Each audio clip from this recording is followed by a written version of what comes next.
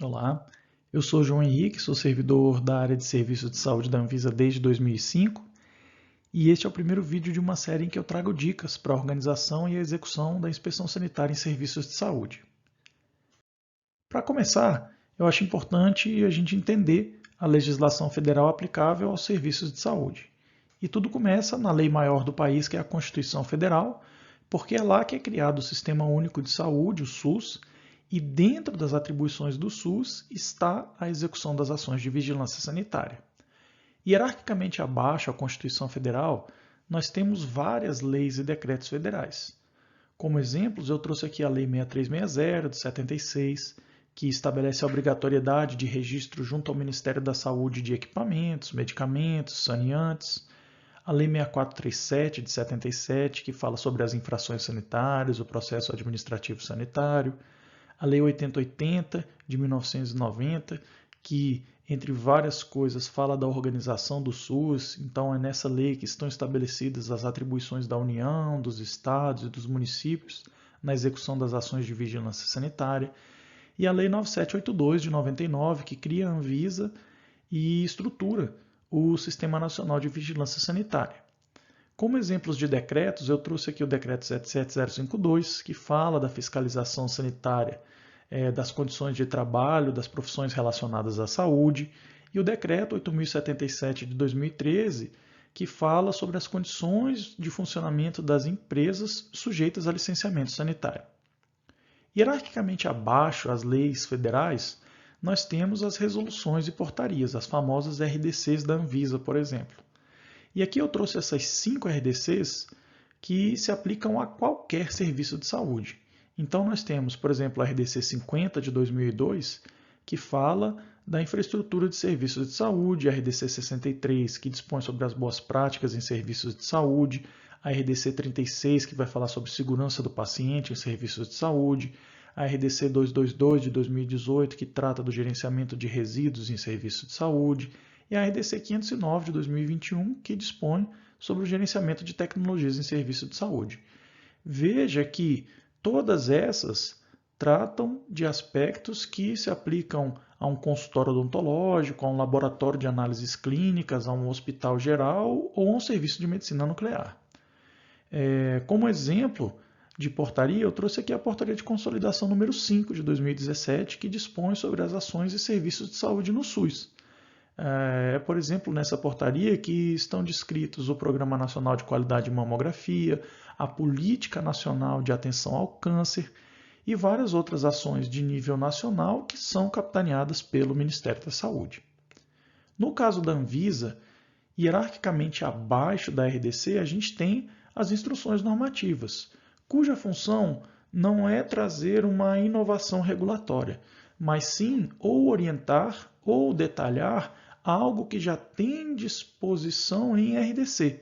Né? Então, a título de exemplo, eu coloco o caso da radiologia. A gente tem a RDC 611 de 2022, que se aplica a qualquer serviço de radiologia, mas vinculadas a essa RDC, nós temos 8 instruções normativas que vão trazer o detalhamento técnico aplicável a cada modalidade assistencial da radiologia. Eu também menciono aqui os pareceres e notas técnicas porque são manifestações oficiais da Anvisa.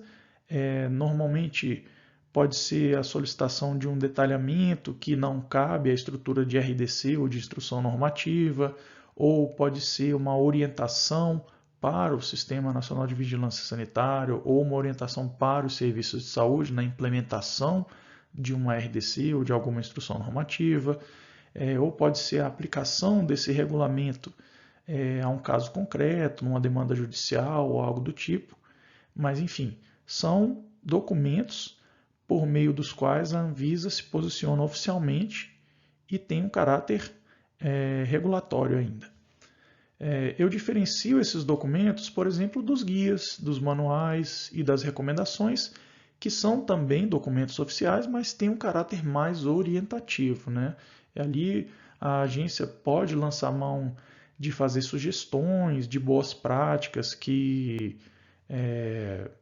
atendem aos regulamentos, né? Fazer sugestões de protocolos, fazer sugestões de práticas mesmo, de rotinas dentro do serviço, mas elas não têm a compulsoriedade que tem as instruções normativas, RDCs, leis e o que está disposto na Constituição.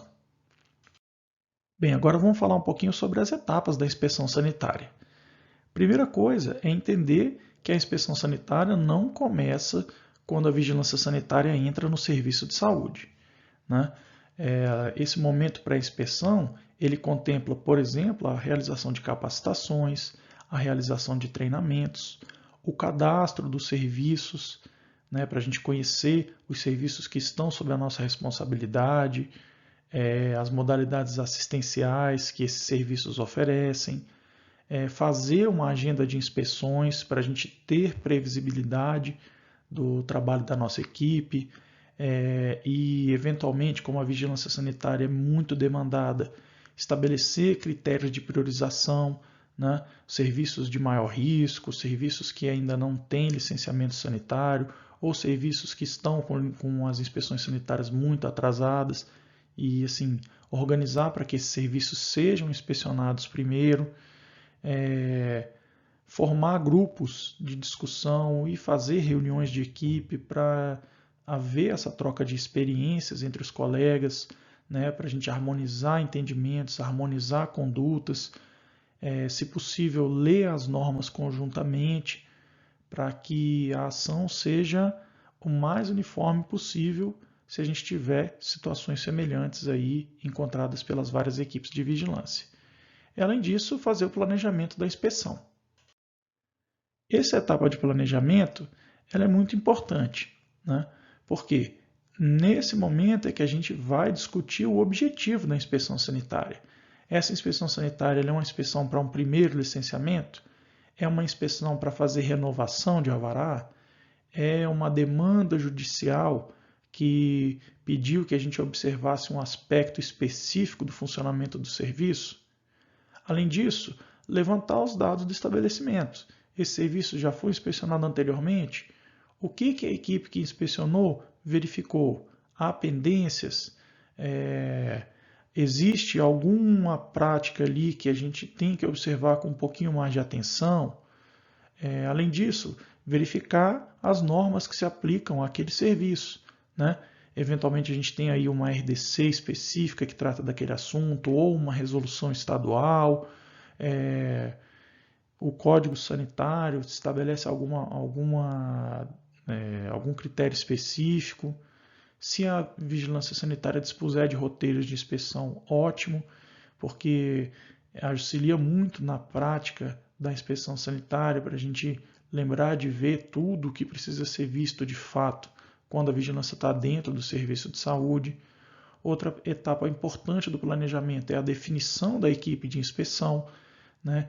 A gente às vezes tem um colega ali que tem uma formação ou tem uma capacitação, um treinamento naquela modalidade assistencial que o serviço de saúde oferece, e isso traz qualidade, né? Traz um olhar mais criterioso para as rotinas que estão implementadas no serviço.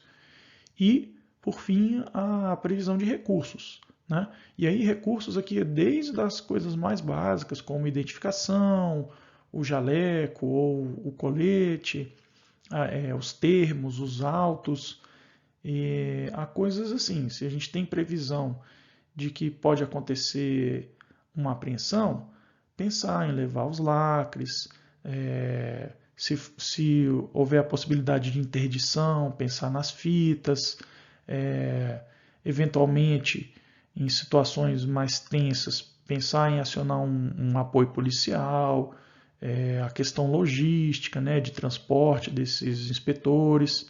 Então, tudo isso precisa estar previamente organizado. No momento da execução da inspeção, primeira coisa, sempre tratar o serviço com respeito, com cordialidade, evitar brincadeiras, evitar piadinhas. É muito importante esse momento dele ser conduzido com a seriedade que demanda uma inspeção sanitária.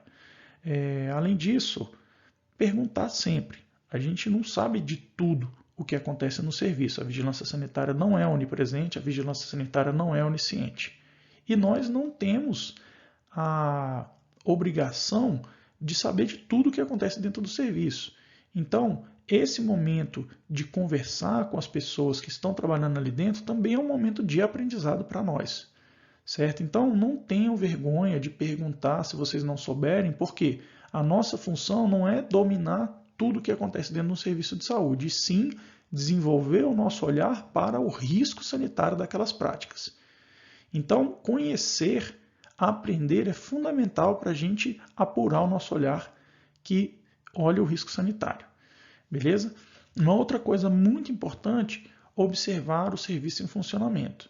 É super comum a vigilância sanitária entrar num determinado ambiente do serviço de saúde e as pessoas ficarem todas paradas para o fiscal observar as coisas ali. É muito importante a gente entrar e pedir às pessoas que continuem trabalhando, porque é observando as pessoas fazendo a prática delas ali diária que a gente vai ver se de fato o que está estabelecido na legislação, o que está estabelecido no regimento do serviço, o que está estabelecido nos protocolos está de fato implementado, certo? E isso tem uma relação direta com o risco inerente às práticas que a gente tem dentro do serviço de saúde. A elaboração do relatório eu sempre recomendo que seja feita depois da inspeção. Por quê? Porque a gente está num momento mais tranquilo e a gente consegue fazer essas constatações e o enquadramento das constatações na legislação com mais assertividade, certo? E aí, quanto mais objetivos nós formos, melhor. Então, constatamos a prática tal, isso é uma infração sanitária conforme a lei tal, o artigo tal, da RDC tal, e nada mais do que isso, colocar as não conformidades e os prazos para adequação.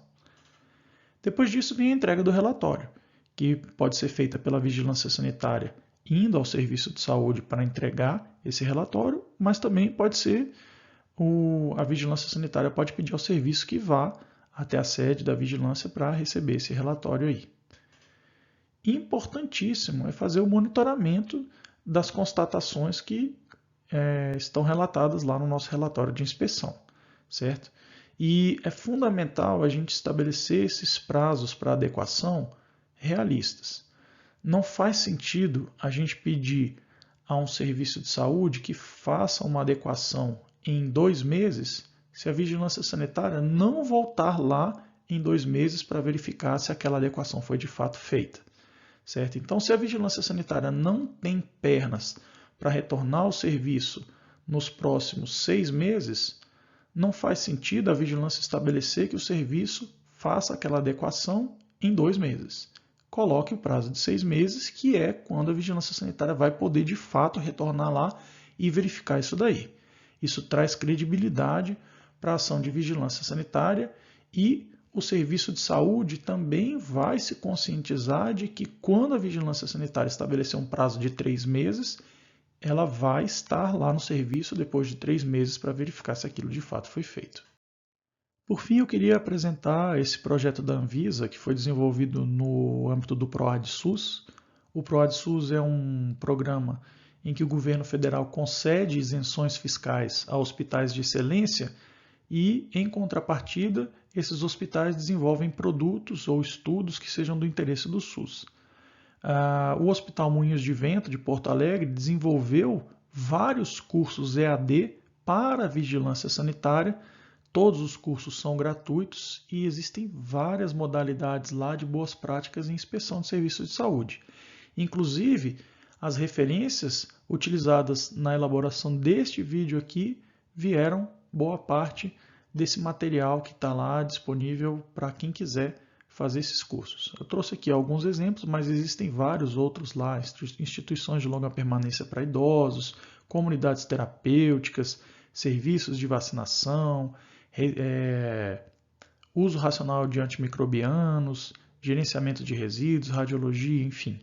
Fica aí o convite para você acessar esse projeto aí que é muito legal e ajuda muito na organização da inspeção sanitária. É isso. Muito obrigado por assistir. Espero que você tenha me acompanhado e te espero no próximo. Tchau, tchau.